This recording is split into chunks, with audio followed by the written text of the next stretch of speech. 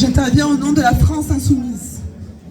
Camarades, amis, familles, depuis le 8 octobre 2023, ou devrais-je dire depuis 1948, nous assistons à une intensification dramatique de la guerre menée contre le peuple palestinien.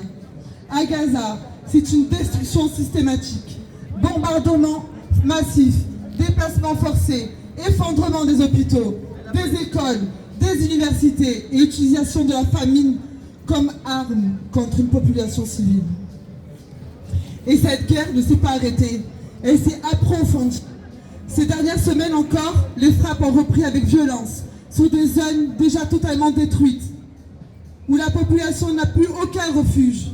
Dans le même temps, le conflit déborde et frappe désormais le Liban, aggravant une situation régionale déjà explosive.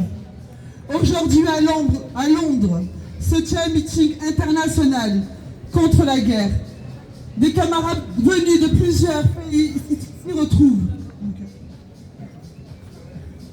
Aujourd'hui à Londres se tient un meeting international contre la guerre. Des camarades venus de plusieurs pays s'y retrouvent pour affirmer une position claire. Refus des guerres impérialistes, refus de l'occupation, refus de l'impunité. C'est une coordination internationale de forces militantes, syndicales et politiques qui refusent la logique actuelle. Ce meeting n'est pas isolé.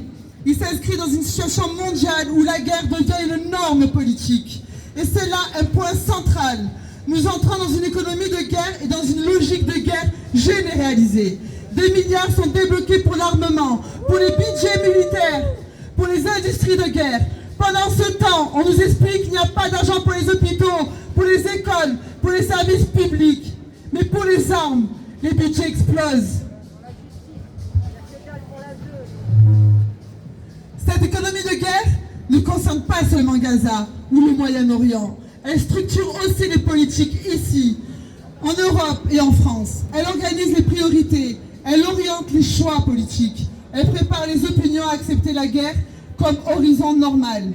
Dans ce cadre, la réunion du G7 illustre parfaitement cette logique.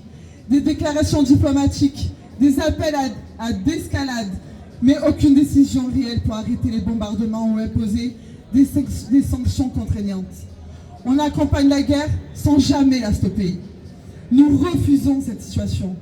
Nous refusons ce monde où la guerre devient une économie, où la destruction devient un marché, où la vie des peuples est secondaire face aux intérêts stratégiques et militaires des grandes puissances.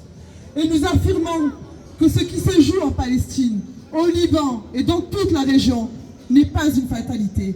C'est le résultat de choix politiques, soutenus, financés et protégés par les États. Face à cela, la solidarité internationale qui s'exprime à Londres, aujourd'hui et partout dans le monde, est essentielle. Elle montre qu'une autre voie existe, une voie qui refuse la guerre comme horizon. Le peuple palestinien a le droit de vivre, le peuple libanais aussi. Tous les peuples ont le droit de vivre sans occupation, sans bombardement et sans logique de guerre permanente. Et nous avons un rôle, refuser cette normalisation de la guerre, refuser cette économie de guerre et maintenir vivante la solidarité internationale. Palestine est libre, vive la solidarité internationale. Palestine vivra, Palestine vaincra,